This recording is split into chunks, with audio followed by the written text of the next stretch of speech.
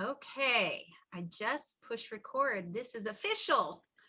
I'm so excited, everyone. Welcome. This is Stephenie Fitt from Stephenie Fitt Wellness Systems. I have my dear friend Jeannete Hickok on the video chat with me today, and we're going to have a great conversation about how it's never too late to reinvent yourself and to shoot for the stars.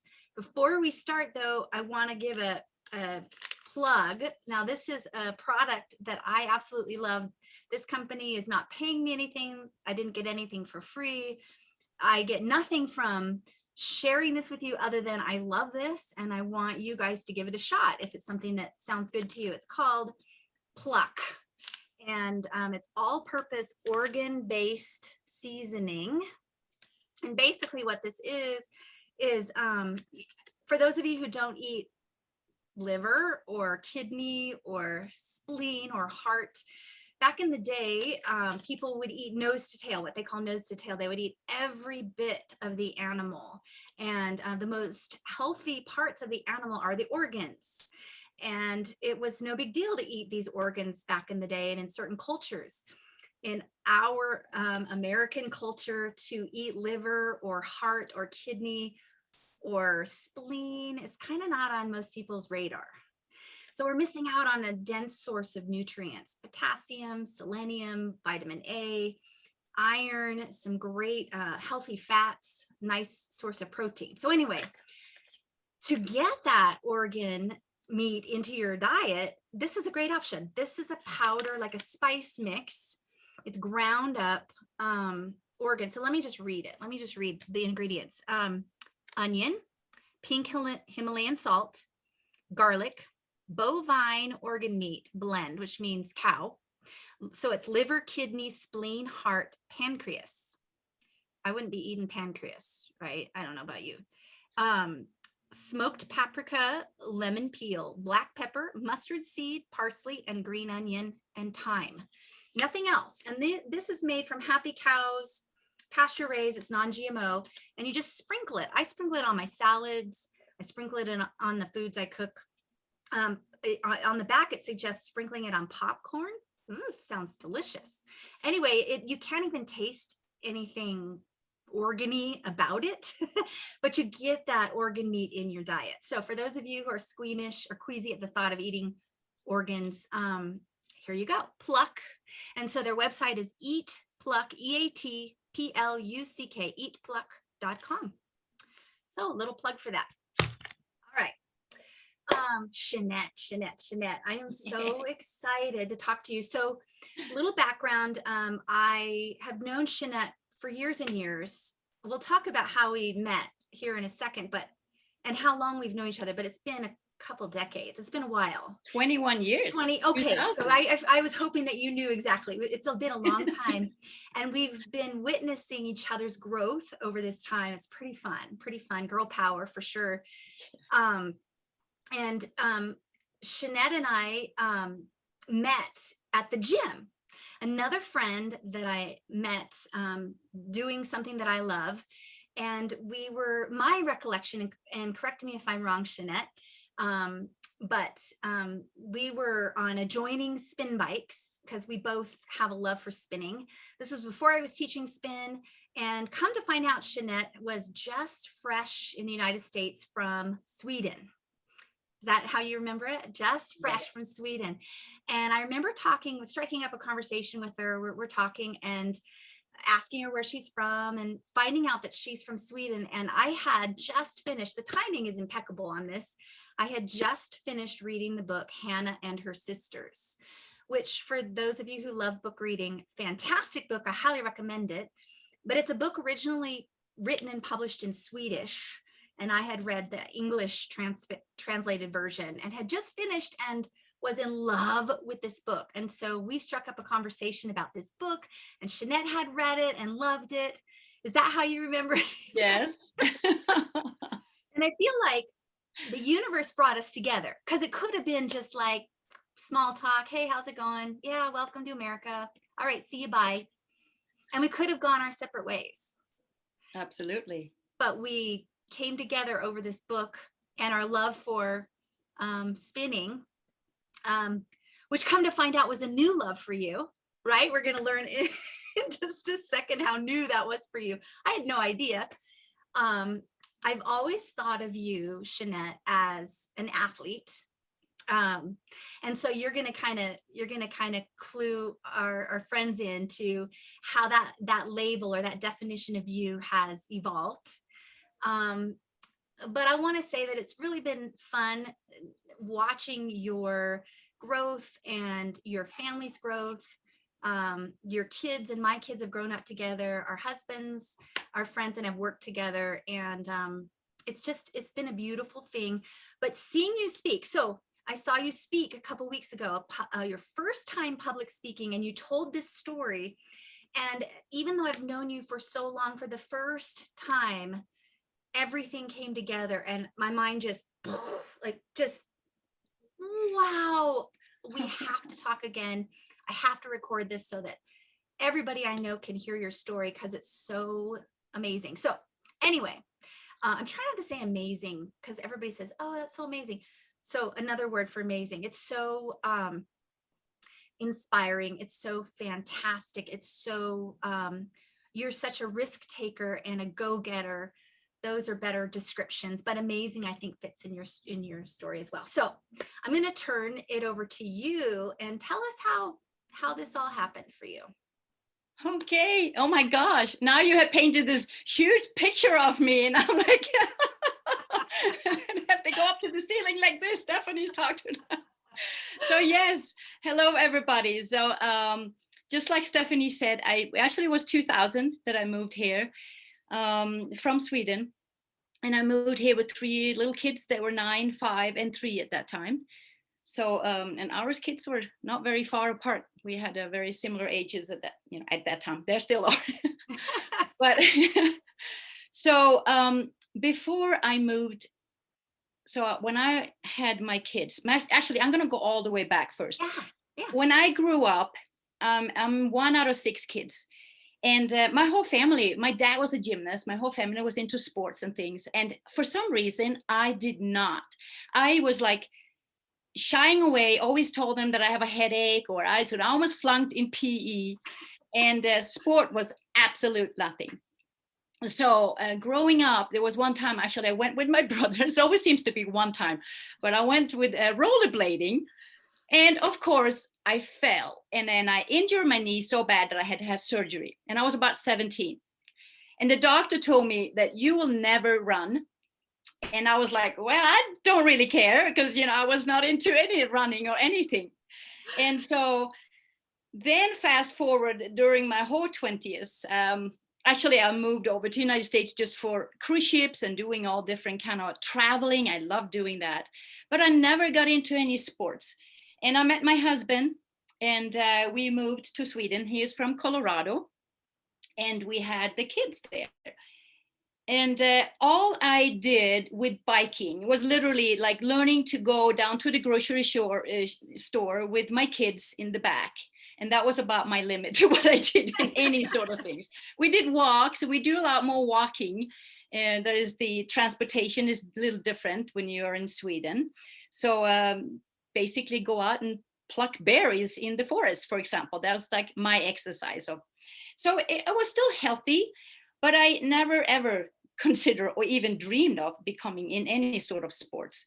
So moving here, I started.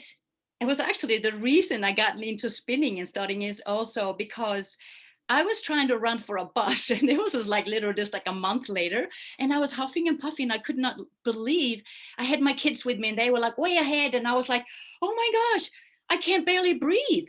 And little did I know it was because of the altitude that I still struggled with.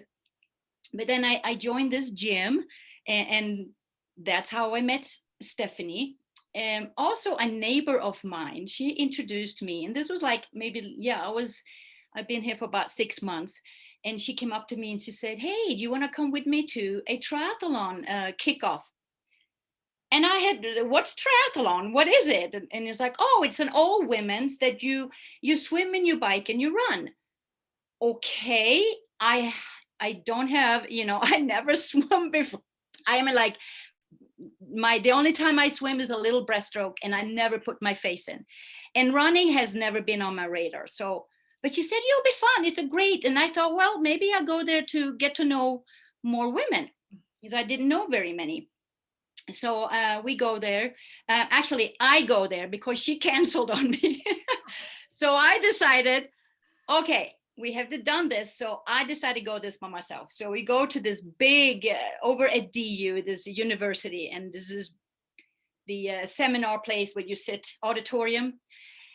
And I walk in there and I see all these women, all ages, all like different sizes, all different beginners like me, or they have done much longer distances and marathon runners and all sorts. It was it was like, something first was like, what am I doing here? What is this? It was like, it scared me. But we sat down and I was listening to all these women and introducing what this was about this team. And it intrigued me, because it intrigued me in a way that I was like, oh, maybe this is a way I can start getting fit and start getting going and doing something. And it seems like a lot of women are doing this. So I started to learn how to swim. And biking. I did have an old mountain bike, so we did that. And then the running for me was, well, I guess they were right, because I was struggling. I always had problem running and just, but for some reason I just thought, this is going to be fun. I signed up for the next year for my first sprint. So if you don't know what a triathlon is, or a sprint, so it's usually about 750 meters. You can go in a pool, but most of the time it's always in open water, so a lake or ocean. And then you bike anywhere from 12 to 15 miles, and then you run a 5K. And you do it all like you're just changing and get on your bike after the swim. You swim with a wetsuit. Some women were brave enough. I definitely had a wetsuit. And so my first one, it was literally just swimming and holding on to a kayak. And I was like, just let me please finish the swim.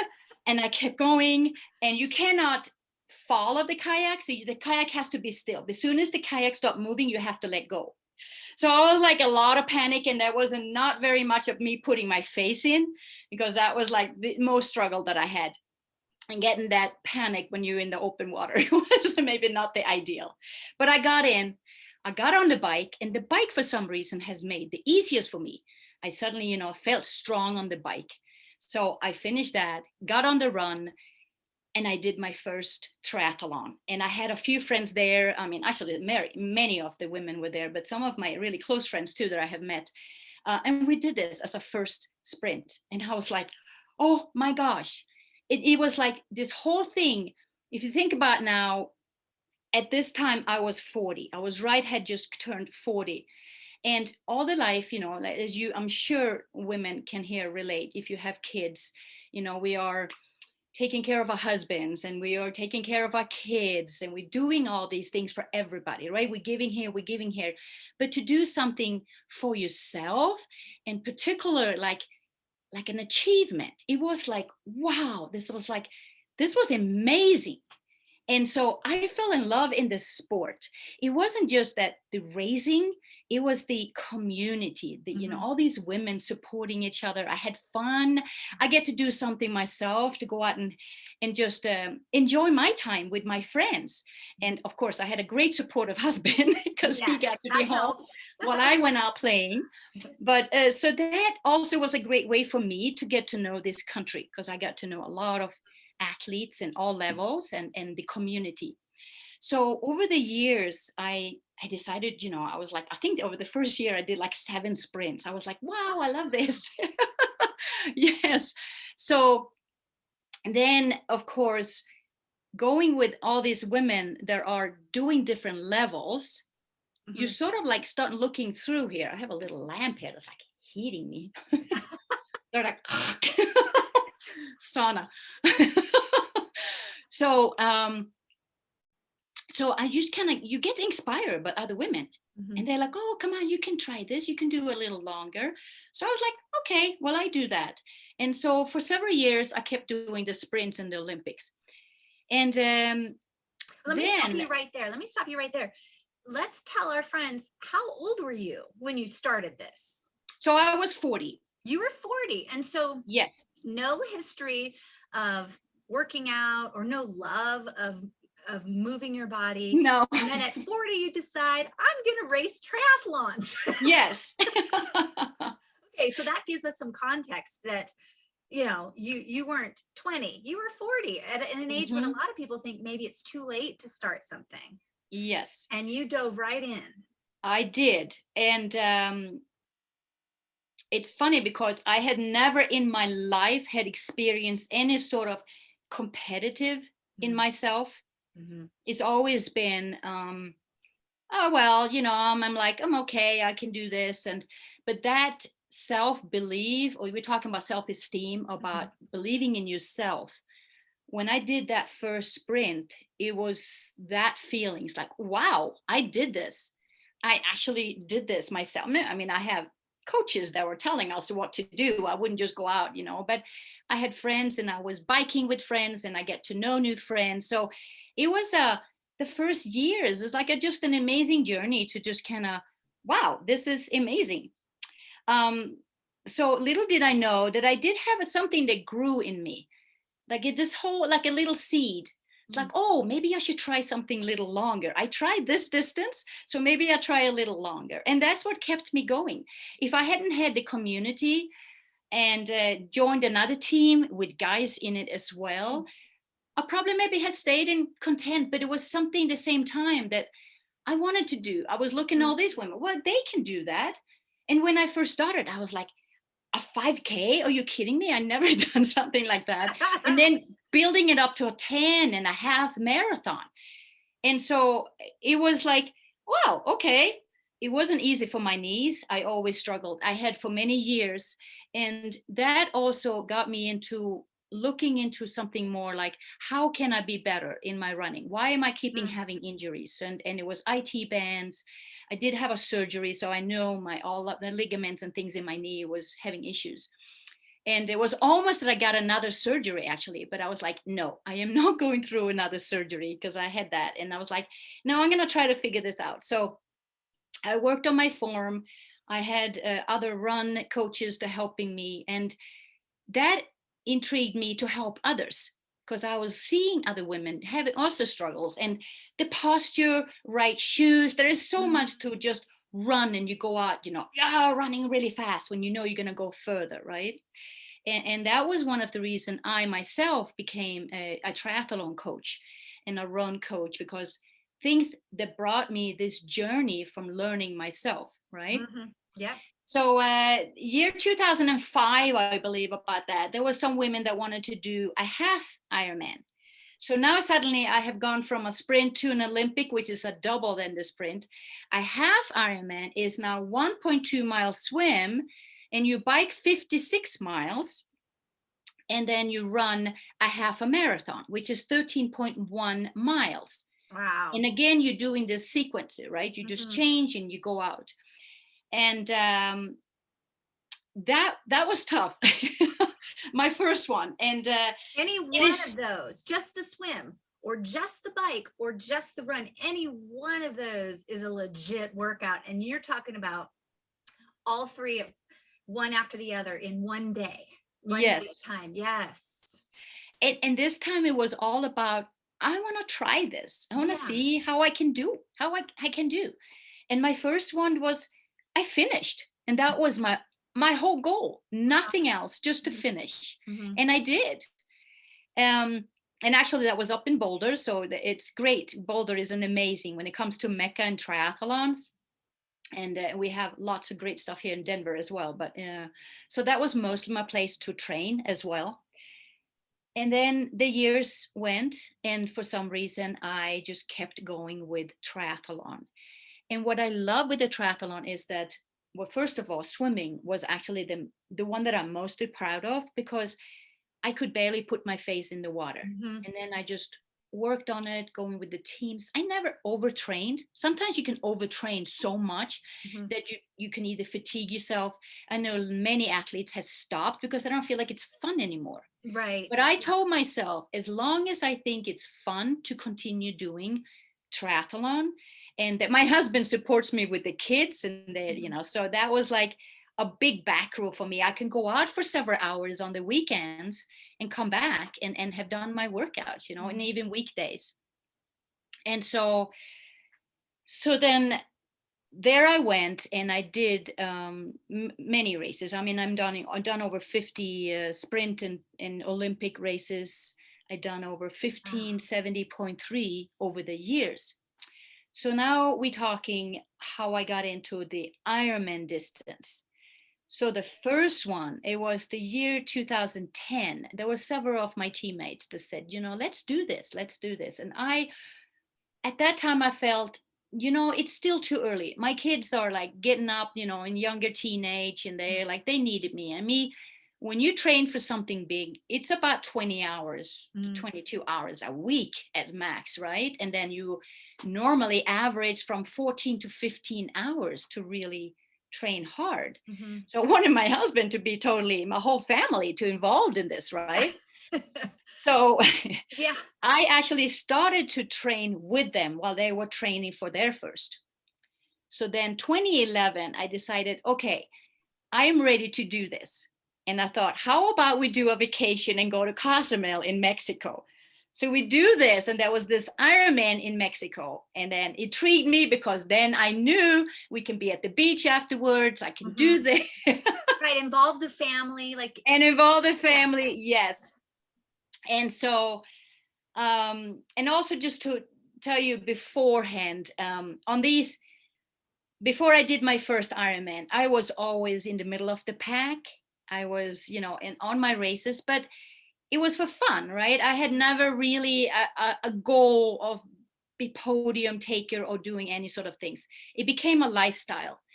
And so it was just, I just absolutely just loved it. And I kept doing it because I loved it, right? Yeah. And I would think you would have to love it. Well, there was actually one year that I was so angry at myself because I felt like that time, that's when I discovered I had some competitive in me, and I was in the beginning, and I wasn't even ready to do anything fast. And then I was mad at my knee because I couldn't do it. So I think my brain was a little bit more like, go, go, go, but my body wouldn't be able to go with me. So, and I remember my coach telling me that time, Jeannette, you are not ready. You got to start a base first. And this is huge. It's like, it is not like you go out. And some people, even when they want to learn to do a 5K, right? And the people go train and they go out full speed every day. They go out and they're like, I can't go further. I mean, I can't keep it up for long. Like a mile and I'm dead. When you do longer, you just got to learn to get your heart rate down and just be able to talk and run. And those are the training days. And then they can be one day a week that you do some sprint, a little faster, maybe 200 meters. And then you walk again, and then you go. So you build yourself up. And that's called your base. And that goes with all of the races that you do. A marathon, anything, you have to build a base first. You don't go out and run a marathon and just, and especially not a sprint speed, because that is just, and if you do, I mean, obviously you're an elite if you do that, but they have also trained to get into those speeds. Absolutely. Right? So you're saying this doesn't happen overnight. You're saying this is happening. You're building the base over a decade of time. Exactly. Before you take on this Ironman level. Also, I'm not a 20-year-old, right? So I'm 40, and at this time now, I'm turning my first Ironman. I'm turning 50. So I've been doing this for 10 years before I tried my first Ironman. Wow. And so that was another goal that I thought, okay, perfect. I'm turning 50. I want to do a full Ironman. So that was my goal. And it's funny. So I wanted just to remark, because I signed up for Cozumel. But after I had signed up for Cozumel, I found another race the year after, what actually is the days of my 50th birthday. So I signed up for that one as well. Oh my! So I actually signed up for 2 Ironman before I even done one. Oh, so you and the other one was 6 months later. A lot of faith in that. Well, let me just say too, that you're starting this wild, crazy, huge goal of participating and finishing an Ironman when many people, at an age when many people are starting to slow down.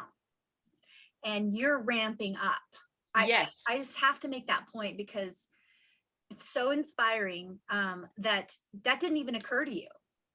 You're turning 50, so to celebrate, you sign up for 2 Ironman competitions. I love that. So tell us how they go. So the Ironman is, you start in the morning with the swim at 2.4 miles. You swim. My goodness. And then you get on your bike, and then you bike 112 miles. And then from there you run your marathon, which is 26.1. Full marathon. A full marathon. So you can imagine my legs, you have to train to that. You have to, I mean, you can imagine those legs feels pretty beat up after a big long bike ride. Yes. And so, but again, it's the journey, and I love the journey up to something. I always call the Ironmans my cherry on the top of the ice cream or the cream, because that's the finish, right? Yeah. But you got to also have a great journey. And an Ironman journey, usually, now I kept going every year, but if you want to start as a beginner, you want to start 1.5 years, sometimes even 2 years, to get your body to get used to this. So that's why I had a perfect choices, because I went bam, bam, bam, and up. Yeah. However, I've been having athletes, as a coach, they come to me and say, I have signed up for an Ironman 7 months from now, and they never done it. Oh my goodness. But some of them are strong runners, maybe have done some biking. They're not like totally beginners like I was. So it is all independent. I mean, it varies from everyone, right? Makes sense. Sense. So my first Ironman, I go out, and my husband was telling me before I went, and he says, if you finish this one, I promise you, I'll buy you that iPad that you have been asking for so long. So I wrote a little motto here. I write, I'm gonna get my iPad. That was like this. I'm doing it for my family. I'm doing it for me, right? Oh, wow, yeah. So keep going, right? So that was things I just kept when I was getting tired and I was thinking of things, because when you're on a long journey like that on a day, there's a lot of thoughts that come through your head. I'm thinking, and I'm not even on that journey. And I can tell you many times we're like, what am I doing here? Or how am I going to finish this? And how am I going to do this? And it was many, many things. But one, being on a very fun island, people are like, yeah, and screaming. And the funny thing is, because it was minority of women there. So every time they came by a woman on our bikes, they were like, Eba, and screaming like crazy, and, mujeres, like women. So you get like an extra cheer from them. And so the funny thing is, there at the Cozumel, we had a monsoon storm coming in over us the same day. Of course. So the rain came down, and the water was like up to our knees on our pedaling when we came into the city, and the wind was crazy out on the coastal. And we had to do it twice. And I was like, oh my gosh. And I have to remark this one, because I came on the second loop, and a friend of mine, she was standing at the porta potty, and she came out and she was like, go Jeannete, and then she turned over, go. She was one of the competitors. She just had to stop and vomit, and then she got on her bike again and continued. She yelled for you in between. She yelled for me. She had just come out on the porta potty. That's how the atmosphere really is. It's not always, of course, you have the pros, they sitting, focused. But I was always about having fun out there, go, and you just work your way to the best you can, right? Yes. Yeah, the community part of it that we don't always think about when we think about this kind of a hard, challenging experience, but you really come together when you're pushing yourself that hard. Absolutely. And so then get on the run, one of the sewer pipes had broken downtown, and it was sinking. And I had just changed my socks to fresh socks and my run shoes. And I was like, oh my gosh. And then it was like the whole pavements were all full of water. So we ran in water and that thing. And I was like, we had to do 3 loops. Oh my goodness. What But a you know what memory. kept me going and what was like, Ash, my daughter, she went out with her trumpet at the hotel at the run place. And she stood there and played her trumpet and was like, go, mama, go. They're all like, so it was like a most amazing experience to come into that finish line. And I was like, oh my gosh, never again. I done it. And I'm just, this is no more. I'm like, I'm about to faint. But you did it. You finished. I did it You and did I it. finished and it was amazing. And then we end up staying for another week. So it was like, yay, another great vacation, right?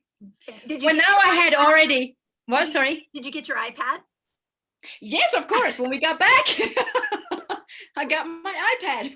But you relaxed. Oh, and I had my margarita. That was another one that was like, I gotta come in and have my margarita. Oh, yeah, I was gonna say you were probably staying at maybe an all-inclusive hotel or something where Yes. you could have a drink and rest poolside, recover from your race. Yes.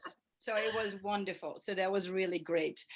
And but now I had signed up for the 6 months later. So I had to continue training. It wasn't all okay, I'd done it. And I was like, oh my gosh, I signed up for another one. And now you know what you're getting into. Like, Yes. yes. And so, but that was totally opposite. This was warm and no wetsuit. This was freezing cold. It was 54 degrees in the water. Where was it? This was in Idaho, Coeur d'Alene. Oh dear, very far north. And very hilly in a flat island, very hilly on the run. And unfortunately, I also had some GI issues in the morning. And so that, it just played off a lot on that. But I finished and I was very tired on that one and had a lot of issues on that. But every one that I'd done, I always think back, what can I learn from this? What can I do? You know, like how, and there was just something. And again, you are in a big triathlon community, particularly here. People talk about, oh, I'm going to do this one next year. I'm going to do that one next year. And I'm like, oh, maybe I do another one, or maybe I do this. So following year, I kept doing it. So every year I have done one. So it was 2013 when my son, he almost died in a traffic accident. Basically, he was on one of those longboards with no helmet, and he suffered TBI, so a traumatic brain injury. So we thought we're gonna lose him. And 6 months after that, so we were like totally tending to my son, and I did not train, I did not focus, and I did have a race coming up the following year. And I had, so that was what the summer after, that was in October. So the summer after, I was hit twice within 3 weeks, one from another cyclist. And so I was knocked out unconscious. And so I suffered a concussion. And so then 3 weeks later, I was totally cleared and said, okay, you can go out.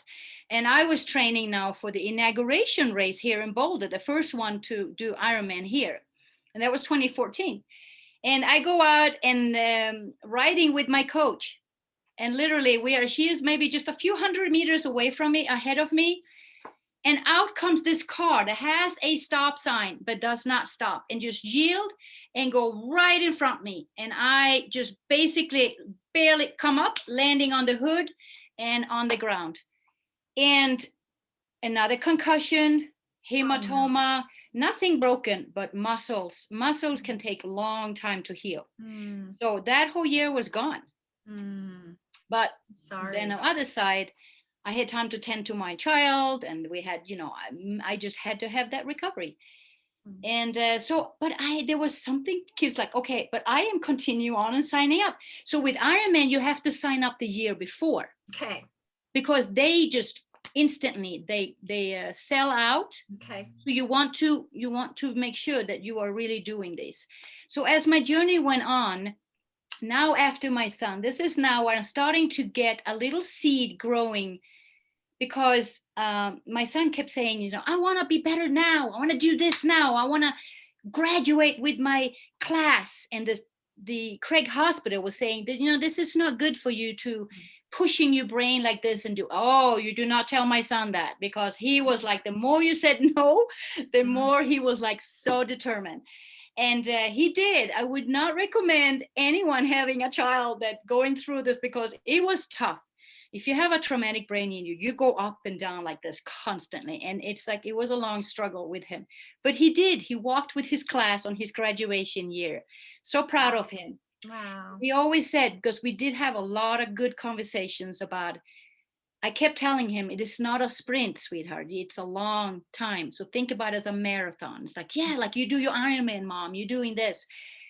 And we told each other, and that was, I never forget that, when he was recovering and he said, by the next time, mom, you're doing your next Ironman, I will be fully recovered and you're going to do that Ironman. And I did in Frankfurt. And that was for my son. Wow. And that was 2015. And he was has just gotten recovered. It took him, 2 years for being fully, but he was in college. He went directly into college. So today he's totally recovered. It's amazing. So I also starting to feel like, this is just that, also I have to mention, when you race in an Ironman or in any triathlon, I don't race against a 20-year-old or a guy. I mean, we have age groups. So as when I was getting older here, so when I started, I was 40, 44, and then you have 45 to 49, and then you have 50 to 55. So I was kind of following all of these age groups, right? And sometimes it's great because you were the youngest on the age group, but then you're also the oldest in the age group. But I realized more and more, and I have my own coach that kind of gets me, and I was like, what do you think? Can I maybe podium one day? Do you think I can have this in me? And it's like, of course you can. It's like, really? And this is where my whole life of being the self-esteem, people say, oh, you're doing so great, you're great. It's like, no, not really. No, you just have a hard time to take in and believing in that you're stronger than you believe you are. Yeah. And that was starting growing in me. I was thinking, I done the halves now, and I done, my first full Ironmans, and I've been starting doing them. Can I do more? Can I be stronger? Can I try to really start focus? Before then, I've been like, hi, everybody, great, I'm loving it. Yeah. And every race I done, I just love it, and I go out there. But then it started coming up to like more of a level. I'm going to try to podium. So you're starting a whole little different more of your technique of working, maybe not as long base, because now I know I have my base from the other year. So I continue staying with my base, and I can do a little bit more pushing, do a bit more harder work, a little faster, working on to become faster and stronger. Also building in, your strength work up in your gym. You're working a lot more to just kind of maintain your muscles. Yeah. And I'm not getting younger, so that is a recovery is huge. And so hard work, long recovery, hard work, long recovery. So that was the whole key of me to get myself started. So then it started to become like, oh, I came in 5th, and now I came in 4th or 5th again. I came in 3rd, I came in 2nd. There was this goal that I started to have, and that was to qualify to the World Championship. Wow. And for me, in my age group, you have to win. So I have to be number 1. So 2 and 3rd wasn't enough. Okay. So you can imagine when sometimes you can come in and you'd be like, oh man, this sucks. Sorry, now I said a word. You can handle it. 2nd place. I was so close to win, right? I could have, it's like, okay, I'll give up. I'm trying to chase for something, and I'm never going to be able to do this.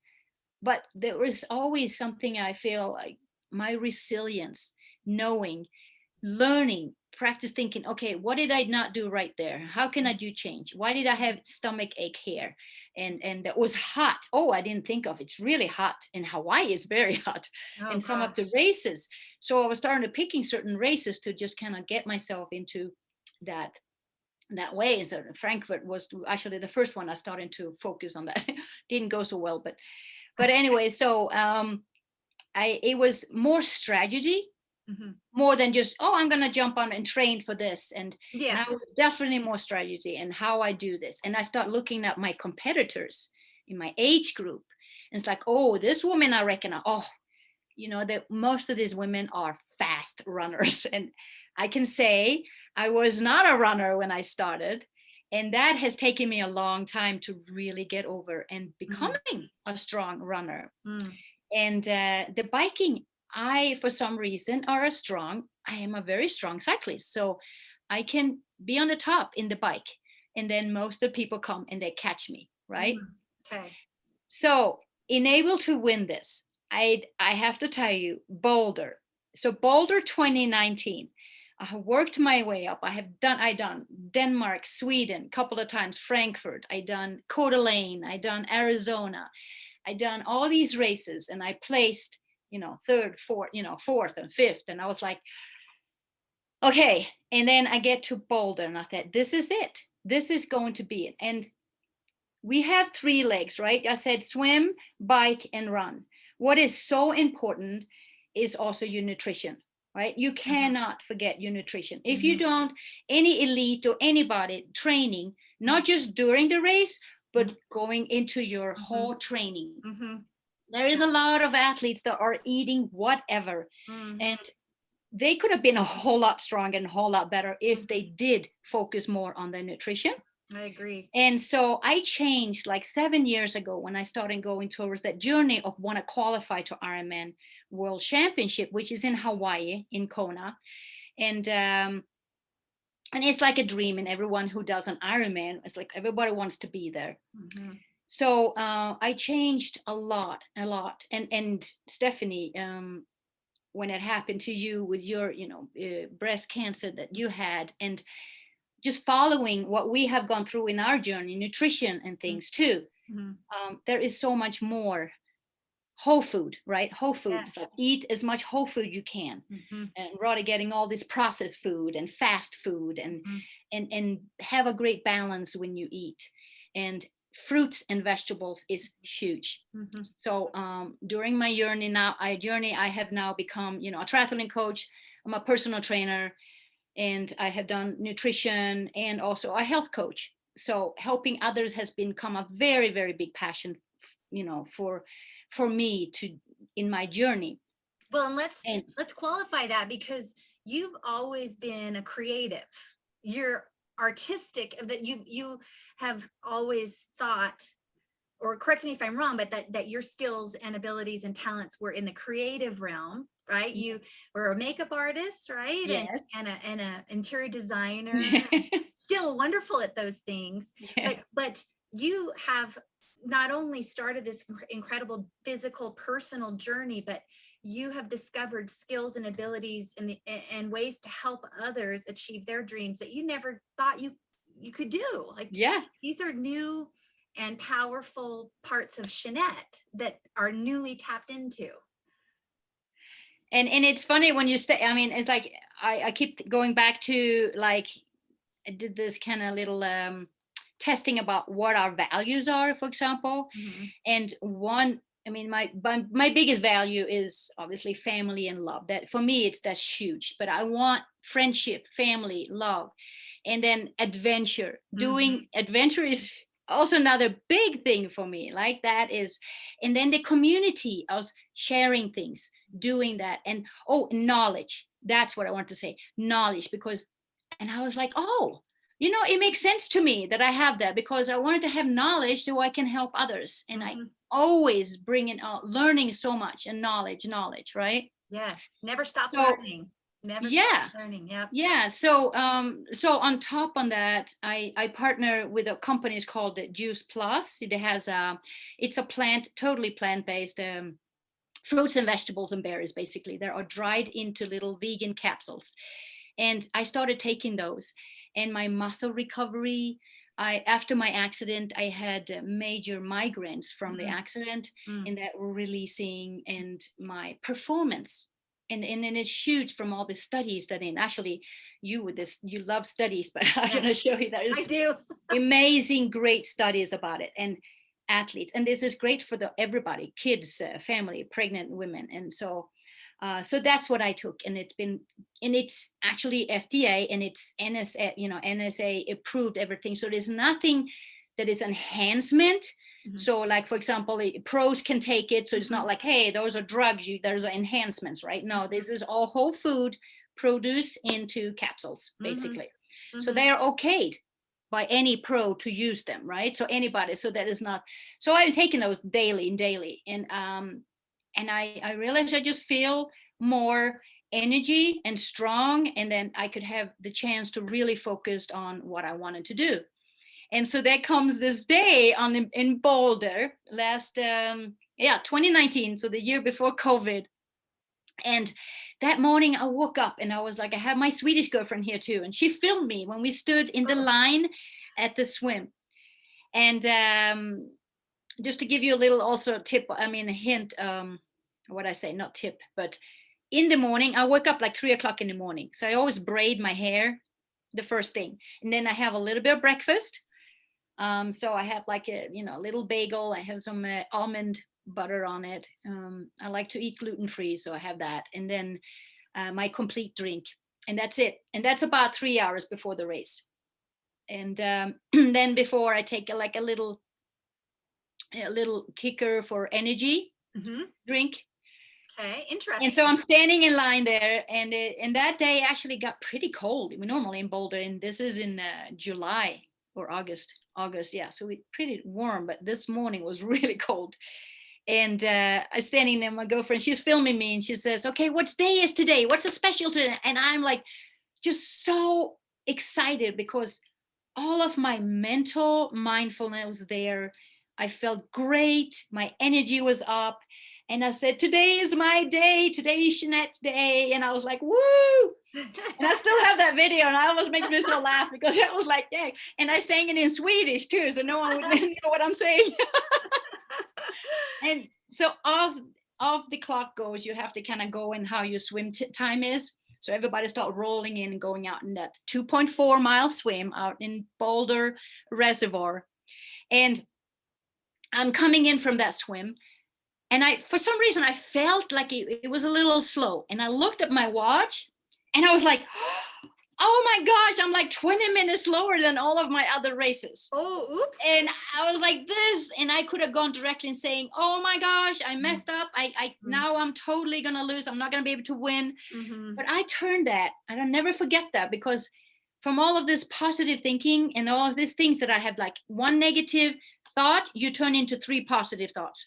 And I had those instantly. Okay, I can do this. I'm biking, right? Just get on your bike and go. And so I did. And the first thing, I cramped up my leg. My visor on my helmet was hanging a little lopsided there. And I was like, just go, go, go. And I started this 112-mile journey, going out and looking for my other women athletes in my age group, because we have to rate the age on our calf. So when you come up behind, you can see the calf on the ages. And I kept going. I was like, oh my gosh, I'm still like among in the last ones. How am I going to catch up? No, keep going. And I met some friends that we kept biking together. And then I finally get into the to the changing for transition to go for the run. And I felt great. So I get on the run, and about mile 8, I hear my first friend. She's out there. And she was like, oh my gosh, Jeanette, you're first. You're 20 minutes ahead. Go, go. And I was like, this has happened to me on the most of the races, because I'm ahead, because I catch up with all of these on my cycling. And I was like, okay, I am not going to let anybody take, this is my day. I am the winner today. I'm number 1. And I kept thinking, so I kept going. I walked a little bit on the water station, drank some nutrition and water, and I kept going and going and going. And I finally get into, like, people were screaming. It's like, go, you're number 1, everybody. I had family out there. I had friends, teammates. They all knew that I had, because I'm very verbal of my goals. So I'm pretty open. So I tell people, this is what I'm chasing, this dream. And I absolutely believe in an amazing energy from other people. And the more we think about something, and the more, and I was just like, I felt this is my day. And then I'm coming up around the corner, and when I saw that finish line, I was like, oh my gosh. But I didn't dare to stop until I finally came up, because I thought someone was gonna come up behind me, and I was like, in, and then my family was there greeting me, and oh my gosh, that was like, I made it. I won my age group, and that means I got to go to the World Championship. And you knew it. You called it. You called Yes, it ahead of time. yes, I knew it. Love It that. was You just this manifested that. oh my gosh. Yes. And I couldn't believe it, because I knew there were runners, and that's why I kept like looking behind me. I won with, I think it was 38 minutes ahead of them. I had increased it. Oh you my know, goodness. and we all have different days, Yes. because I know they're fast runners. Some of them, we all have different. It just made, that day was That was my your day. day. It was my day. Everything just felt just totally everything. Well, what is that saying? And I'm probably going to butcher this, and y'all can correct me in the comments below, but what is it, the saying that's success equals preparation plus opportunity? Like, you were prepared. So if you hadn't been prepared, this might have been a missed opportunity, but you had done the work, both physically. Yes. We're talking a lot about the physical, but the mental might have been more. Like, the mental part of going from a non-athlete to an Ironman qualifier, that represents tremendous mental and emotional growth. And you hit the ground, pun intended, you hit the ground running, knowing that you were ready. This was your day. I love that. I love that. Yes, it was just, oh my gosh, it was so powerful to feel like I did that. Of course, with help from my coaches and friends and everything, but I did that. I did what I had gone for my dreams over 8 years that I've been chasing. And it's been, wow, if you have ever experienced, if you go for like a project in work or something, and you make this major project, and you work so hard, and you put together all your friends, your work friends, and you do this, and you finally do this project, and oh, what now? Now we've done it, right? Yep. Well, yep. That time I didn't feel that, because I had the World Championship coming after. So this was in August. Now I only had September. I had only 2 months to do the World Championship. Some people qualify the year before, so they have a whole year to train for this. Wow. But so all for me was recover from this and then just train. Now, I must say, my goal was not to place in the World Championship. My goal was to enjoy. This is my journey. Like, again, like I said, this is my cherry on the top. I have worked hard. Yes. The Boulder Ironman was not everybody out there. They were like, Jeannette, you look so focused. They were all cheering on me, and I was like, hi. There was like no one that was going to distract me. I had this shutters forward. This is what I'm doing today. I'm winning this. And that was the biggest difference for me of the others. My mental had been there for going out and have fun and doing, but I was like, did not have that focus on the other races. And then, of course, I crashed a couple of times. I ran, so it was like a lot of those incidents happens as well. But this was everything just, it was perfect, right? Yeah. Yeah. And then, so now I have to just quickly tell you the journey on the Ironman, because this is what I have dreamt on for so long. And so we're flying out there, and I didn't want to hear too much about, everybody talks about it. This is like everything. And so I try to not to like hear too much. Of course, you can't help after 8 years, all of my friends, they're going out there, but I was like, okay, I'm trying to be like, I'm not going to have too much expectations. And you go there and you have this Ironman village of the World Championship. Now, mind you, this is what's the powerful for me, was that to picture myself being the top 1% in the world that doing this World Championship. And here am I, along with these amazing athletes and pros. And I'm like, I am here, but hey, I did qualify. I deserve this.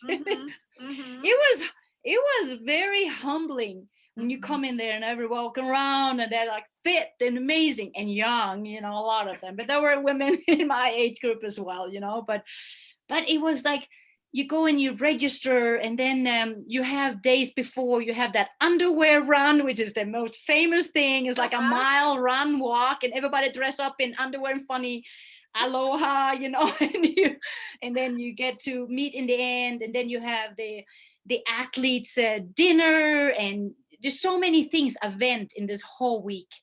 And you get to swim in this aquarium. Oh my gosh. And no wetsuits, you just swim, and there's this boat out there called the coffee boat that you swim out, and they serve little coffee things there, so you swim. And my husband took us underwater, you can see it under, and it's like, just, oh my gosh, I'm out here, and I've seen all these pictures and videos, but here I am here, right? Yeah. And of course that morning rain stopped coming in. So we did not and also this was the first year that they change up. Every year Ironman World Champion has been like a mass start. First the pros goes, and then everybody starts together. Okay. But now, of course, this year they started with age groupers. Okay. Youngest to the oldest. Okay. Well, guess who was it? And women oldest, not the men oldest. First all the men, and then the youngest women start. So we ended up being in the end. So by the time we were gonna get in the water, we saw the pros coming out. They were like an hour ahead of us. Oh wow! Wow! But it was really powerful. I mean, it was really cool to see that too. You saw the big pros coming out. Yeah. And then we start in deep water, and then you start swimming, and the waves were like this. And I get easy seasick. So I had plugged my ears. Halfway out, I was really seasick, and I was like, oh, and there was another one of those, if I, just stay, keep it in, because if I get sick, I know my nutrition lack is going to be imbalanced when I go out on the rest of it. Yeah. So I literally was just telling myself, okay, just keep going. And I did. I maintained it there. Got out of the water, and the pictures they have on me is like me like bleh, because it was salt water. I had salt water, you swallow a lot of salt water. But I was running out, and I changed quickly. I had some friends in the transition, and got on my bike, felt great. We're going on this famous Queen, the highway that they closed off. So great. I heard a lot about it. Oh my gosh. Like I said, I'm a strong cyclist. That was brutal. You have the wind coming in from everywhere, and you're just sitting there, and you're trying to drink, but it's like, ah! Wow. And you just take your nutrition. And by the time halfway out, we turn around and go back, right? I'm thinking, okay, well, at least we're going to go a little downhill, because you have like a 9-mile uphill. So yay, I can get a little downhill. No. The wind somehow turned, and you're fighting your way downhill. Oh, no. I was like, I was like, this is the first time I felt like I want to get off this freaking bike. Just get me on the run. So we fight ourselves into the to the transition, and I get on the run, and I actually felt pretty good. I've been training in altitude. Now we're on sea level, but it's still, it's hot, and it's humid, and so I'm out there, and I was told, make sure you just really water yourself on every water station. So I did. I put sponges here, and I always pour water in me, and it was fun. So many people out there, and they're cheering you on, and then suddenly, like, it was literally like 8:00, and it was like mile 6 or something. My watch died, and I was like, and somebody pulled down the shade, and it was pitch black. And this is on the islands, you just get from daylight, poof. Wow. And I was like, no street lights, nothing. And you just run, and you hear other people, foot. And then you see a little water station, and you hear some people talking. And and I had no clue what time it was. And I was like, it's okay, it's fine. And I started to feel my feet. And I had thinking, why am I hurting my feet? Well, afterwards I realized, because I pour so much water, I start getting blisters in my feet. And I was like, ow, I'm like hurt. And my hip starting hurting. It's like, no, focus now. Just keep running. And I was out there, and I met a few people walking a little bit longer on the 8 stations now. And I'm coming in. And no, there was barely any people left out there anymore because we were the last ones, we were last starting, last coming in. And I was like, oh, great, thanks. Where is everybody? And then my coaches came out running in flip-flops like 2 miles before finish and said, you go now, you got this, keep going, don't stop. So I was like, yay, 2 miles. I start running and running. And I was like, hearing the finish line, I was like, you are an Ironman, a world champion, you're an Ironman. And I was like, yeah. And I was like, oh my gosh, I have to run around the corner first, the neighborhood. Where is that corner? Where am I? And no one is out there. And I'm running as fast as I can. And then I'm coming around the corner. And here it was like, it's like an ocean of people standing in this whole, the run up, you coming up to this. And I take out my American flag and my Swedish flag that I have pinned together. And I take it and I run down this whole way at the finish. Oh my God, that was like the most amazing finish. And then and then they give you this incredible, well, this is, by the way, I want to show you quickly. This is all my Ironman races. Look at that, you guys. Oh my gosh. And then you get a lei. So a Hawaii lei, everybody gets that. And then you get this amazing medal. Oh my goodness. And it's beautiful. Oh, it really is. So you get that. Wow. So yeah, so that was my journey. Woo-hoo. Woo-hoo. Woo-hoo. You did it. So, okay. I have some questions. Yes. And by the way, people watching, friends watching, feel free to put questions in the comment section, and Jeannette will get to you. I'm sure yes. She can reach out after we post this to the various places. She'll pop in and answer. But first of all, I noticed kind of a theme in what you're sharing, in that you mentioned coach over and over and over again. Do you think you would have been as successful doing it on your own? Or what role does a coach play in pushing yourself to, it doesn't even have to be a physical goal. We've kind of had this theme in several of my interviews, that having someone outside of yourself benefits, but how did that play out for you? Yes, absolutely. Since I became a coach myself, it was a couple of years I thought, well, I just coach myself. Mm-hmm. And that works fine. I can put up a schedule and things. However, it's a little, it's definitely is accountability, mm-hmm. and somebody that gets you to just kind of say, okay, so maybe you shouldn't have done this speed, or maybe, cut down. And so having a coach, that will also, what I like particularly, because first I thought, well, I'm my own coach, I do this. But what I really like is they put out the schedule for me. I don't have to deal with anything. I just follow what they tell me, right? Mm-hmm. Just do whatever. Okay, it's workout this, you're biking, you're running this, and you do that. Mm-hmm. Okay, I have that day to do that. Next day I know I'm free there, so I can plan, right? Mm-hmm. And so it was a very, just take off my mind. And I could then attend to my athletes, for example, sure, and do the same thing for them. Sure. But then I didn't have to worry about myself. And a lot of times I went with my athletes when we had some similar times. So having a coach, I think definitely, not only, so how I work as a coach is, I wouldn't say that, yes, if you could say a cheerleader, I'm a very motivator. When I start with my athletes, we always have assessment. Basically, we go through what is their journey, what is that they fill out all these things about their ideas and why. And because the why is a very important reason, because some people says, well, I just want it because I want it on my bucket list, right? Mm-hmm. Or to do a marathon. I want to just do it because everybody's doing it, right? Mm-hmm. And then you check also, their background and how they are, and are they fit from before, or they're totally beginners. But once you've gone through that, there is some more to get to know. I get to know my athletes because we have families, we have times outside training. Mm-hmm. And I think it's important to communicate. Mm-hmm. If I don't hear anything from an athlete, how am I supposed to know? And maybe they have not, maybe they done the workout, but I don't see them, Mm-hmm.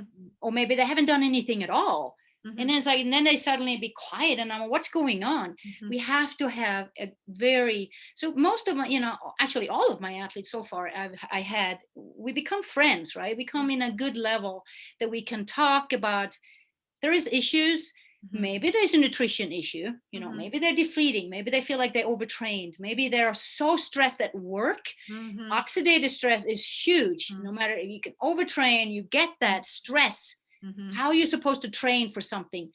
The last thing that they do or they think of is, I'm going to drop my training, which is Mm-hmm. actually the opposite. You Mm-hmm. want to really try to maintain, because it's going to make you feel better, right? Sure. Yes. But some people may be overworked, so Mm-hmm. it's very important to have that aspect in. So yes, a coach is like I said, accountability in a way, but it's not a punishment. It's Mm-hmm. definitely I'm leading somebody. I'm not doing it for them, because I can't do it for you, Mm-hmm. but I can definitely help you lead your dream or whatever you want to achieve. That's how I work, to go through when we're doing, going through obstacles in life, right? For everything Yeah. that is coming up. Yeah, I totally feel that from you, that you're a relationship person and an individualized coach, where one athlete might be, their goal is I'm going to go to Ironman, and the next person might be, hey, I've never done anything like this before and I want to test the waters, and each one is equally important, and you're able to kind of help people according to their goals and needs. I love that. That's how I feel I am with my wellness consulting and support. I just feel like lumping people together it doesn't always serve everyone. So I love to hear that. I have another question for you. Thank you for answering that. How do you get out of your head? Because as I'm listening to your story, thinking about myself, I can't help but personalize. I would have so much negative self-talk. I would have so much imposter syndrome, so much like, just maybe self-doubt or so. And you mentioned this transition from this carefree person to a competitive person, and then getting really focused. Just take us through a little bit of that mental game that must have played out in your mind through all of this. Absolutely. Well, one was when I first started getting into the focus was because of Dustin. I was intrigued, sort of like learning how the brain works, because the doctors were telling me this, and we're gonna, his frontal lobe, and so I literally came across, well, my work that I've been doing then with the Juice Plus the business also has a lot of great, speakers and things that talk about. Brene Brown, for example, was one of them. And I love Brene Brown. And so those things starting to kind of bring up a little bit. I started listening to some pod talks, some motivational speakers about how to just focus on how to change your negative thoughts, right? And what I always, like during my races, but beforehand, I always have affirmations. I have affirmations every day. I wake up and I have, gratefulness. Gratefulness is huge, and starting to feel around how lucky am I, grateful I am. I mean, I'm turning 60 next year. Yeah, gosh. Wait. You're turning 60? Yes. 60 next year. 0. I don't believe it for a second. And I'm like, here I am, and I've been just my journey and this, and it's not over. No, I mentioned like, how we gone down and now we're deflated after something, oh my gosh, what am I going to do now? Well, I had that after the Ironman World Championship, thinking, I don't want to end. I don't want this to be over with. So I have, now new challenges that I'm doing, new goals, new things in life, because sometimes I feel like, I wish that I had started this when I was younger. But at the same time, it's like, there is a reason, because now I continue this. Most of them starting when I was younger, and athletes and things that they're burned out. Their bodies are burned out. So maybe there was a good reason for me to start later, because I not intend to die until after I'm 100. There you go. Yes. Well, so that leads me to ask, what's next for Jeannette? What's next? Well, I am looking into, I haven't signed up yet, but there's an ultra triathlon, which is a 3-day double distance Wait. Double what distance? of the Ironman distance. Two? So I run a Ironman. double marathon on the 3rd day. I bike double on the 2nd day. And then I swim, I think it's a 10 or 11K swimming. On the first day. Holy moly. And you bike first day. I mean, it's tough, but it's in my home country, in Sweden. Okay. So it's from my hometown, and my it's over to gosh. Stockholm. So you kind of go along, and I'm gonna get my family involved. And so yeah, if I can keep myself healthy and Yes. have that. So it's but in the mindfulness, affirmations, reading books. I mean, my gosh, there is so much out there. Pod talks. But first I started and never really got it. I didn't really understand. But what I learned was, when you do something, you want to be in the moment. You don't ever want to think, okay, how am I going to reach over there? How am I going to get there? Little by little, in any step, in any goals, you see where you are at this time. What can you do now? What can you do today? Right? Yes. Because if you start looking at this whole thing that you're planning, or whatever dream you have, or whether it's losing 20 pounds, or you want to do a 5K, or if you start looking at that, of course you want to have. I love doing manifestations, vision boards. Yes. It's like a big thing for me because I'm very visual. Yes. And so I can look ahead and look at that, but I can't say, oh my gosh, how am I going to get there? Because I got to get myself in today.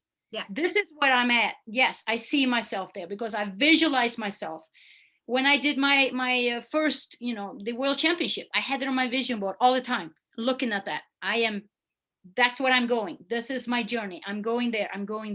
And every day, affirmations and how strong I am when I'm out running. I'm grateful. I'm coming down with negative thoughts. I'm be like, no, I am doing this for me. I know I'm powerful. And a lot of times I just say, shut up, legs. And that's a huge one. And you just go, because if your mindset is there, your body will follow. Yeah.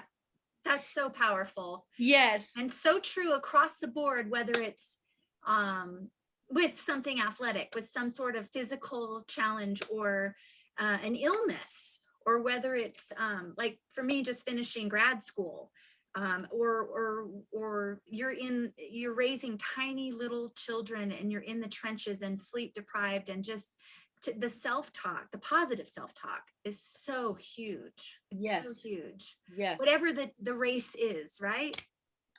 And one thing I really, really feel like that I have grown in is, and I'm sure many women can relate to this, and men too, but our self-esteem, like loving ourselves. So I never used to look at myself in the mirror and saying, I love you. Like, I love you. I love myself, right? I love myself. Oh, it was like, no, it was hard. And I'm sure a lot of people can feel that. It's like, look at myself. No, I'm looking at this. I don't look good. I don't like in this.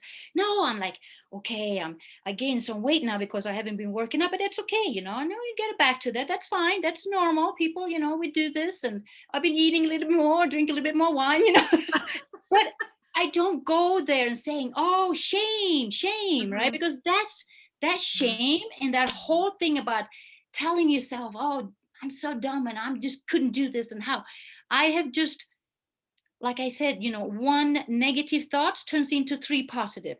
Just start thinking about those 3 and thinking about the positive thing. And it goes to anything. And I talk to my kids about this all the time, and they're like, yeah, Mom, it helps. I can feel that's the changes, so. That's so cool. That's so much, right? But we could do a whole. I know. I'm like, and maybe we'll do a part 2 someday, just about how to really get into your mind and your self-talk and spin it or reframe it to positive. Absolutely. Yeah, so Yes. inspiring, Jeannette. Really, I'm mind blown. It makes me think what's next, and it makes me want, your story makes me want to dream big. Like what is absolutely outrageous, but other people are doing it. Maybe I could. I mean, it's really helping me to expand thinking, what can I do with this big, wild, crazy, outrageous, amazing life that we're going to live till 110. We got to make sure we're doing a lot of fun adventures Absolutely. while we're doing Absolutely. that, right? And you know, not another slowing journey down. that I have always been trying to struggle with before, and I'm learning this now, that I am a great athlete, I'm strong and I'm powerful. And now building that into my business, for example, Mhm, learning how to find that balance and mhm, believing in myself that I mhm. am a good coach. I am, you know, great with what I'm doing.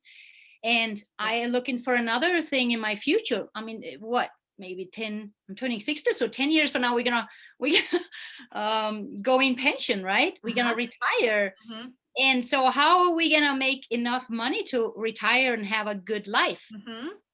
So my Yep. financial freedom is something new that is growing in me.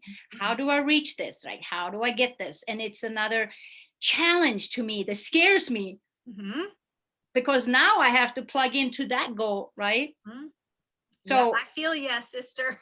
I yeah, feel you. It's scary, but it's like this buzzing, this undercurrent of excitement, this scary, exactly. Yes, exciting, because we've had the experience of the baby steps and the experience of taking outrageous chances and outrageous risks, but calculated risks, and reaching our goals. That we know that this buzzing level of fear slash excitement is, if we stay with it, we can make it happen. absolutely. Yeah. And I love having um, the sisterhood. I love the community, and I love surrounding myself with these strong women and men. And men, we love you too, men, Absolutely. Yes. The who man has been push a us. lot, big part of my life with the Yes. athletes. And I would not have been where I'm at now if I haven't been training with men. Mhm. Gotten me more strong, more, yes, I'm in the end of the pack, but I'm chasing all the time to just You're get, going for it. You're yeah. going for it. Well, I am so grateful for you, Jeannette, and I'm so proud of you. And I'm so, thank you for being on the show. And please share, how can people reach you? How can we find you? Where can we find you?